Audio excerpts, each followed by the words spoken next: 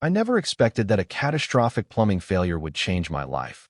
But that's exactly what happened when my ceiling gave way and my upstairs neighbor's bathwater became my new, unwanted indoor waterfall.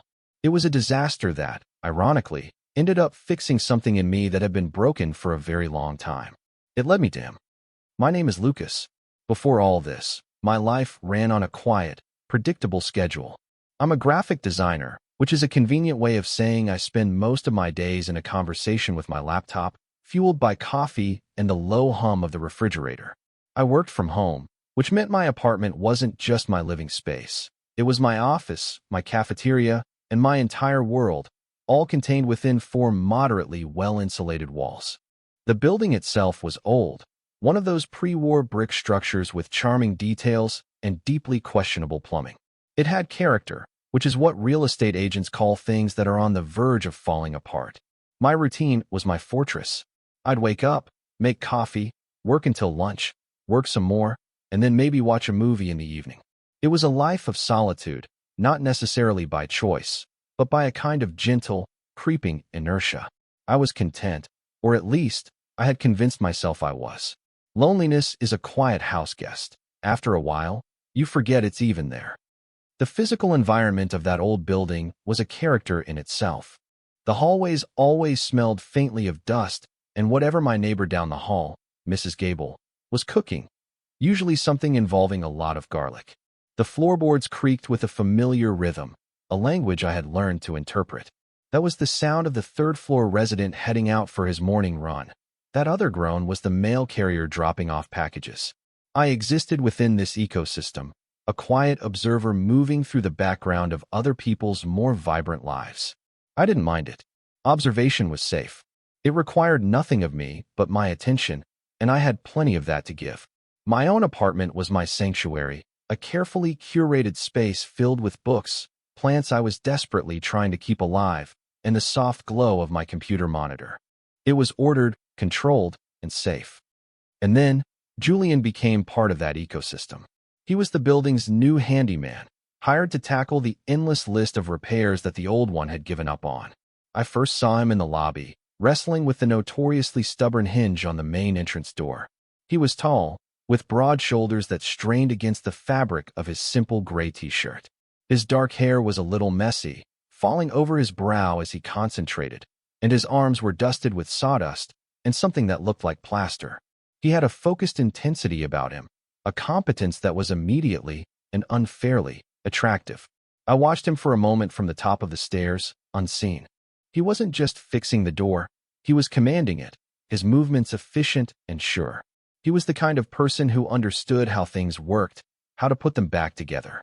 I was the kind of person who called someone like him when my bookshelf collapsed. He was, in my mind, from a completely different world. A world of tangible reality, of strength and confidence. A world that was, I assumed, entirely straight. He was handsome in an effortless way that made my own careful curation feel like a performance. He glanced up then, as if sensing my gaze, and his focused frown softened into a small, polite smile. He gave a quick nod. I nodded back, my heart doing a stupid little flutter, before I quickly turned and retreated into the safety of my apartment. That was our first interaction, a nod across a dusty lobby. And for a while, that's all it was. I'd see him in the halls, carrying tools or a ladder, and we'd exchange those same brief nods. Each time, I felt that same foolish, hopeful jolt. He was just being friendly, of course. But a part of me, the part that had been dormant for too long, started cataloging these small moments, filing them away like precious artifacts. The way his eyes crinkled when he smiled at Mrs. Gable, the sound of his low voice echoing in the stairwell, the confident stride he had as he went about his work. He was a bright spot of warmth and life in my quiet, monochrome world. And from my safe, observational distance, I was content just to watch him shine. The inciting incident, the moment my carefully constructed world literally came crashing down, happened on a Tuesday. It started with a faint dripping sound, a noise I dismissed as the building's usual symphony of groans and sighs. But the dripping grew bolder, more insistent.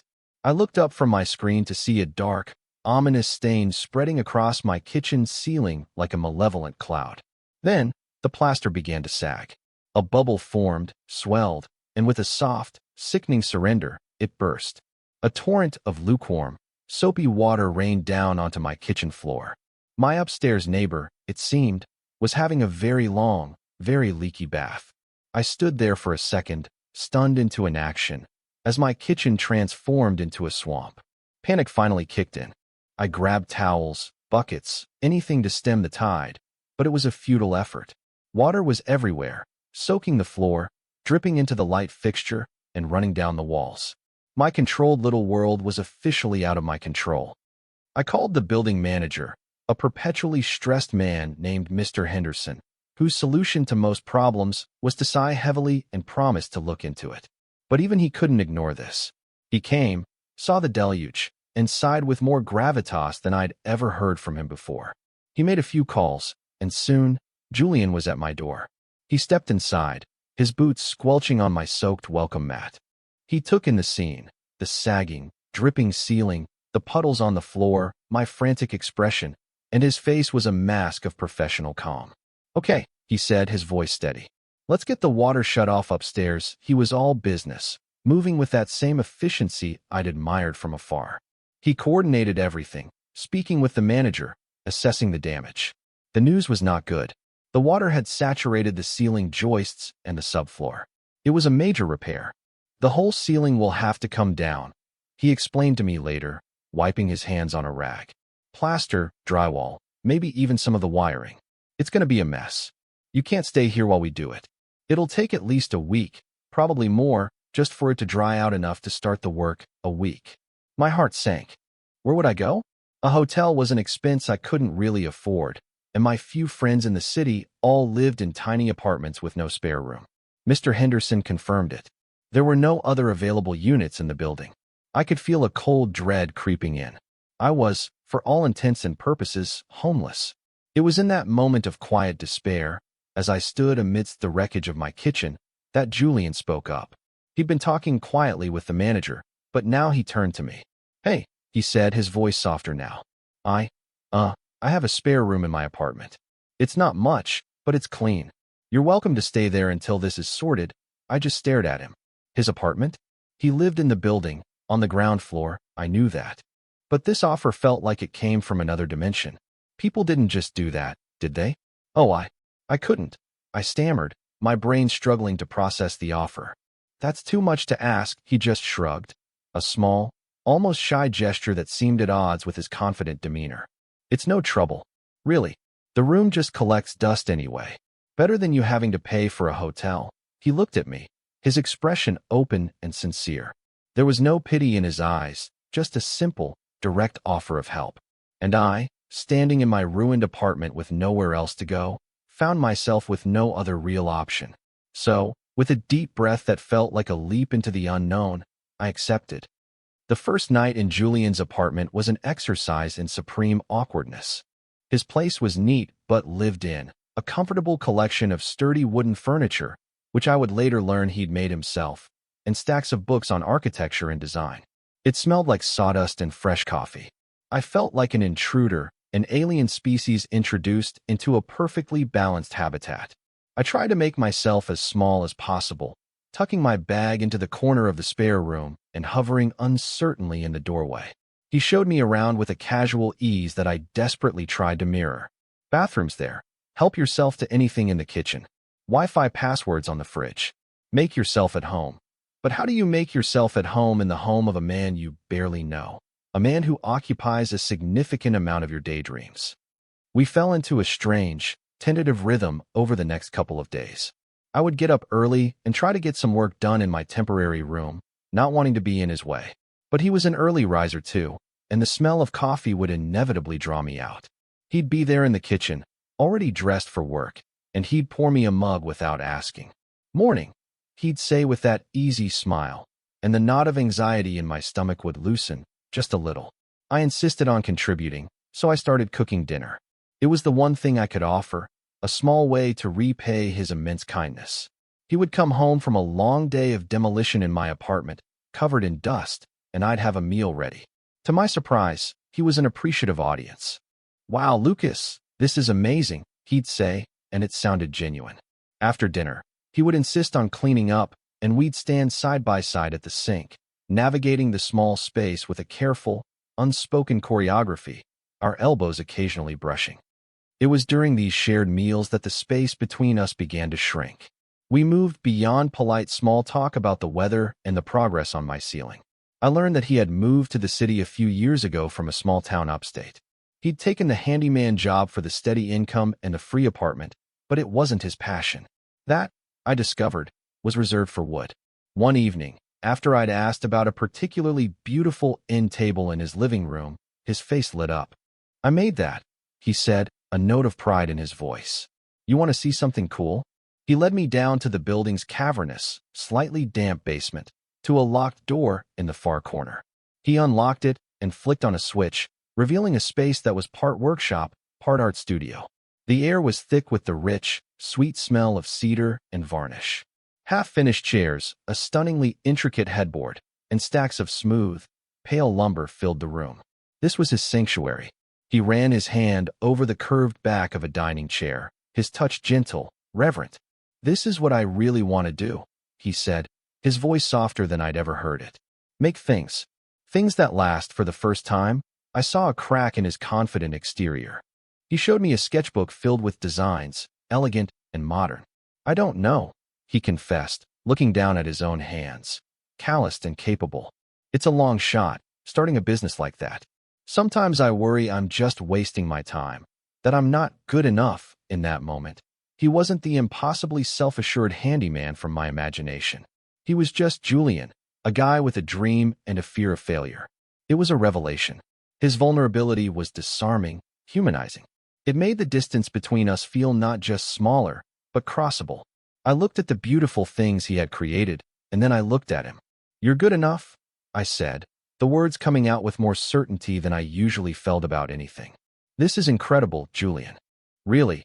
He looked up at me, and the smile he gave me then was different from all the polite ones before it.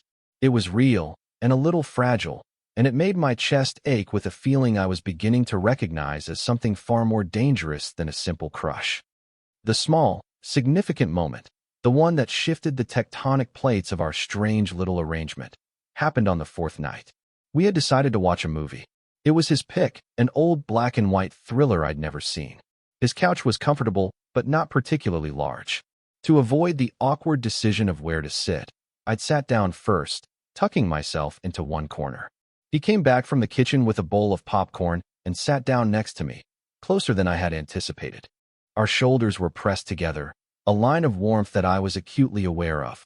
For the first hour of the movie, I dedicated about 10% of my brain to the plot and 90% to the simple, overwhelming fact of his physical presence beside me. I tried to regulate my breathing, to seem casual and unaffected, as if sitting this close to him wasn't sending my entire nervous system into a state of high alert. At some point, the remote, which was sitting on the cushion between us, slid down into the gap.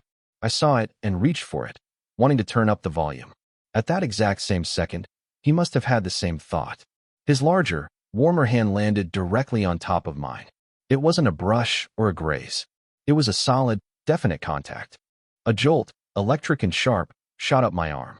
For a long second, neither of us moved. My fingers were trapped beneath his. I could feel the texture of his skin, the slight roughness of a callus on his palm. The sound from the television faded into a dull buzz.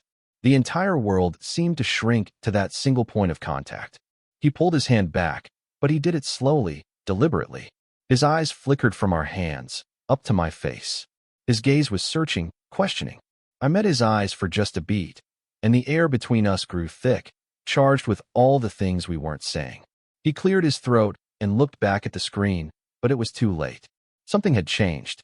The casual, friendly boundary between us had been breached, and we both knew it.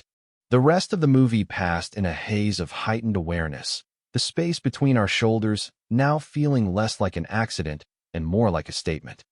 The turning point, the moment that rendered all my careful analysis and cautious hope irrelevant, came a few nights later. I had a huge deadline for a freelance project, a demanding client who wanted a full rebrand concept in under a week. I had been working non-stop, fueled by caffeine and anxiety. I'd set up my laptop at Julian's kitchen table, which had become my de facto office space. He had been quiet and considerate, bringing me a cup of tea earlier in the evening before retreating to his workshop to give me space. Hours bled into one another. The digital clock on my screen glowed past midnight, then 1, then 2 in the morning. My eyes were burning, and the words on the screen had started to blur into meaningless shapes. The last thing I remember is resting my head on my arms, just for a second, feeling the smooth, cool surface of the table against my cheek. Just for 1 second. I woke to a gentle, persistent pressure on my shoulder. My mind was thick with the fog of heavy sleep. A soft light filtered through my eyelids. "Lucas," a low voice whispered. "Come on. You can't sleep here." I lifted my head, my neck stiff and aching. Julian was kneeling beside the chair, his face level with mine. His expression was soft with concern, his eyes dark in the dim light of the kitchen. What time is it?" I mumbled, my own voice sounding strange and distant. "Almost 3, he said softly. "You were completely out of it. You'll kill your back sleeping like that." He stood up, holding out a hand to me. "Come on. Let me help you to the couch." I was too tired to protest, too groggy to feel the usual self-consciousness. I let him pull me to my feet. I swayed, a wave of dizziness washing over me, and I instinctively leaned against him for support. His arm wrapped around my waist, steadying me. He was so warm, so solid. He half-walked, half-guided me the few steps from the kitchen into the living room. The whole time, I was leaning on him, my head resting against his shoulder, my body moving in sync with his. I was aware of everything in a distant, dreamlike way. The scent of his shirt, the strength of the arm holding me, the slow, steady rhythm of his breathing. He guided me to the couch and helped me lie down. I sank into the cushions with a sigh. He gently took my glasses off my face and set them on the coffee table. Then he pulled a thick, soft blanket from the back of the armchair and unfolded it, tucking it carefully around me. My head was fuzzy, but my senses were on high alert. I was acutely aware of his closeness as he leaned over me, of the way his fingers brushed my shoulder as he adjusted the blanket. His movements were tender, deliberate, an act of profound and unexpected care. "Go to sleep, Lucas," he whispered, his voice barely audible. He lingered for a moment, his hand resting on my shoulder, before he straightened up and moved quietly to the armchair across the room. The gentleness of it all, the quiet intimacy of that simple act, shattered every one of my carefully constructed defenses. It wasn't just kindness. It was something more. Lying there in the dark, wrapped in his blanket, I knew, with a terrifying and exhilarating certainty, that everything had changed. The next morning was excruciating. When I woke up, sunlight was streaming into the living room, and Julian was already in the kitchen, making coffee. The smell was the same, the setting was the same, but the atmosphere had been completely altered. It was thick with a new, unspoken awareness. I sat up, the blanket pooling around my waist, feeling exposed and vulnerable. "Morning," he said, his back to me. His voice sounded a little strained. "Sleep okay?" I cleared my throat. Yes, thank you." 4. No problem," he said, still not turning around. "You looked dead to the world, and that was it." The conversation was over before it began. He finally turned, handing me a mug of coffee, but he wouldn't quite meet my eyes. His gaze darted from my face to the floor and back again. The easy camaraderie we had built over the past week had evaporated, replaced by a palpable, humming tension. We moved around the small apartment with a new, charged carefulness, like we were astronauts navigating a zero-gravity environment where any sudden move could send us spinning off into the void. The silences were no longer comfortable. They were filled with questions I was too afraid to ask. My mind, in the absence of conversation, went into overdrive. I spent the next 2 days in a state of intense internal analysis, replaying the events of that night over and over again. It was a form of self-torture, really. I dissected every single detail. The way he had knelt beside me, the softness in his voice when he whispered my name, the deliberate, gentle way he had tucked me in. Was it just kindness? He was a fundamentally kind person. I'd seen him help Mrs. Gable with her groceries, had seen how patient he was with Mr. Henderson. Maybe this was just an extension of that. Maybe he would have done the same for anyone passed out at his kitchen table. The thought was a cold, sensible splash of water. But then I'd remember the way he'd looked at me, the lingering touch on my shoulder, the fact that he had stayed in the armchair, as if watching over me.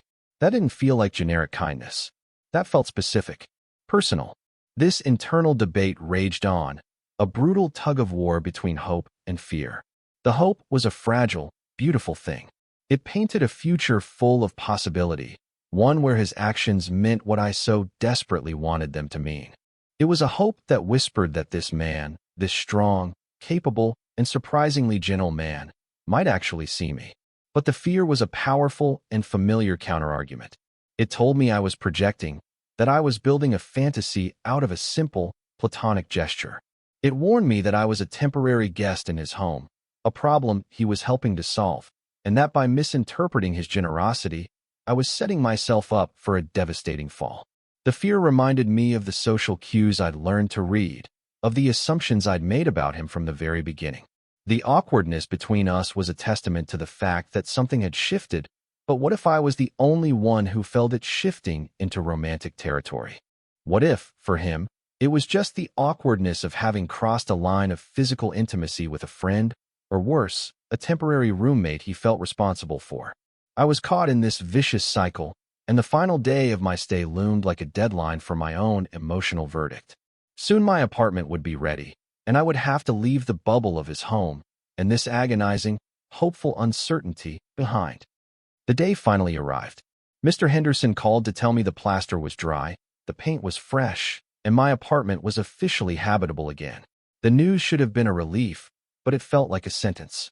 I spent the afternoon packing my small bag of belongings, my movements slow and heavy. Every folded shirt, every item I placed in the bag, felt like a step away from him. That evening, the tension in the apartment was at its peak. We ate dinner in near silence, the clinking of our forks against the plates sounding unnervously loud. When we were done, I stood up and took my plate to the sink. This was it. The end of the strangest, most emotionally turbulent week of my life. I gathered my things and stood by the door, my newly reissued keys to my own apartment feeling cold and heavy in my hand. I turned to face him. He was leaning against the kitchen counter, watching me with an unreadable expression. "Well," I started, my voice sounding unnaturally formal. "I guess this is it. Julie and I can't thank you enough. For everything. Letting me stay here, putting up with me. It was incredibly generous." He just nodded, his jaw tight. "It was nothing, Lucas." An awkward silence stretched between us. I was supposed to leave. I was supposed to say goodbye and walk out the door and go back to my quiet, orderly, lonely life. But my feet felt like they were bolted to the floor. "I should go," I said, more to myself than to him. I took a step toward the door. "Lucas, wait." His voice was quiet, but it stopped me dead in my tracks. I turned back to him. He had pushed himself off the counter and taken a step closer. For the first time since I'd met him, he looked nervous. His usual easy confidence was gone, replaced by a raw vulnerability that mirrored my own. He took a deep breath, like a man about to dive into deep water. "The leak," he started, his voice a little shaky. "In your apartment. It wasn't as bad as I told Henderson." I frowned, completely confused. What did that have to do with anything? "What do you mean?" He wouldn't meet my eyes. He was staring at a spot on the floor just past my feet. "I mean, it was bad, don't get me wrong. But I could have patched it. Temporarily. We could have set up fans. You probably could have been back in your place in a day or two. There was no real need for the whole ceiling to come down right away. The world seemed to tilt on its axis." I just stared at him, trying to make sense of his words. I don't understand," I said. "Why would you?" He finally looked up, and his eyes were filled with a desperate sincerity. "I exaggerated," he said, the words rushing out now. "I told Henderson the whole area was saturated, that it was a structural risk, that it needed a full week to dry out before we could even touch it. I made it sound way worse than it was." He took another step closer, closing the distance between us. "I did it because I wanted an excuse." My breath caught in my throat. "An excuse?" "To get to know you," he confessed, his voice dropping to a near whisper. "I'd seen you around the building for months. I kept trying to think of a way to talk to you, something to say beyond hello in the hallway. But I just couldn't. Then your ceiling collapsed, and it felt like this crazy, stupid, once-in-a-lifetime chance. So I took it. My mind was reeling. The entire premise of my week-long stay, the entire catastrophe that had brought us together, was a fabrication, or at least an exaggeration. A lie told with the sole purpose of engineering this time together. I was speechless. My carefully constructed narratives, that he was just being kind, that I was projecting, that he was just a nice guy helping out, all of it crumbled to dust in the face of his confession. He had wanted this. He had orchestrated it. He saw my stunned silence, and his face fell. I know it was a stupid thing to do, he said quickly, misinterpreting my shock as anger. It was deceptive and probably crazy. I get it if you're mad. But I swear, I just didn't know how else to. To talk to you, he looked so utterly miserable, so convinced he had just ruined everything, that it finally broke my paralysis. I found my voice, though it was barely audible. Julian, I started, but I didn't know how to finish. What could I possibly say? But he cut me off gently, as if he couldn't bear to hear the rejection he was expecting. You don't have to say anything. He started to turn away, but I reached out, my fingers brushing his arm. No, I said, my voice gaining a little strength. I do. I waited until he was looking at me again. I'm glad you did. A flicker of disbelief, then dawning hope, crossed his face. That was all the encouragement he needed. In 2 quick strides, he closed the final gap between us. He reached out, his hand incredibly gentle, and took the keys from my grasp, placing them silently on the small table by the door. Then, his other hand came up to cup my jaw, his thumb stroking my cheek. He searched my eyes for a second, a silent question passing between us. And then he leaned in and kissed me. It wasn't tentative or questioning like I might have imagined. It was confident and sure, a kiss filled with all the unspoken tension and nervous energy of the past week. It was a release, a confirmation, and a spectacular beginning. He didn't just fix my apartment. He had engineered the collapse of my old life to build a new one with me. I moved back into my apartment the next day, but it no longer felt like my entire world. It was just a place to sleep, and I didn't even do that much sleeping there for the first few weeks. My time was spent with Julian. My apartment was upstairs, his was downstairs. But the real geography of our lives had shifted. Our home became the space between us, whether we were in his living room or mine. We went on dates, real dates that didn't involve dust or plumbing issues. We walked through the park, went to a small independent movie theater, and found a tiny Italian restaurant with the best pasta I've ever tasted. We fell into the easy, wonderful rhythm of a new relationship. I would spend afternoons in his workshop, watching him work, the scent of sawdust becoming my new favorite smell. I'd watch the focused intensity on his face as he transformed a block of wood into something beautiful, and I'd feel a swell of pride so strong it almost hurt. In return, he would come up to my apartment and sit beside me while I worked on my designs, asking smart, insightful questions. He saw the passion in my work, just as I saw it in his. We were learning each other's languages, the quiet dialect of a shared glance, the comfortable grammar of a shared silence. We were no longer a handyman and a tenant, no longer a helper and a victim of a plumbing disaster. We were just Lucas and Julian, building something new together. About a month later, a storm rolled in, blanketing the city in a steady, calming rain. We were curled up on his couch, the very same couch where he had so gently laid me down that first night. My head was on his chest, his arm was wrapped securely around me, and his fingers were laced with mine. The television was on, but neither of us was watching. I was listening to the steady, reassuring beat of his heart beneath my ear. He shifted slightly, pressing a soft kiss to the top of my head. "Good thing your apartment flooded," he said, his voice a low rumble against my ear. I laughed, tilting my head back to look at him. "It didn't flood that badly, remember? It was all part of your devious plan." He grinned down at me, his eyes crinkling at the corners in that way that still made my stomach flip. "Details, details," he said, waving his free hand dismissively. The result was the same. His thumb stroked the back of my hand. The simple, loving gesture, a callback to the insane, wonderful way we began, was a quiet reaffirmation of everything we had become. It was a testament to the fact that sometimes the most ridiculous, improbable paths lead you exactly where you need to be. It's funny how life works, isn't it? You build walls to keep yourself safe, you create routines to keep the world predictable, and you convince yourself that you are content in your quiet solitude. You think you have everything under control. And then, a ceiling gives way, a kind stranger offers you a room, and you realize that your fortress was actually a cage. Julian's lie, his grand, slightly unhinged gesture, was the most honest thing anyone had ever done for me. He saw me, truly saw me, from across a dusty lobby and decided he wanted to get closer. He took a risk, a leap of faith that shattered my quiet, orderly world and rebuilt it into something infinitely brighter and more beautiful. He returned my keys to an empty apartment, but he kept my lips, my hand, my heart, and in doing so, he made sure I finally had a home to come back to.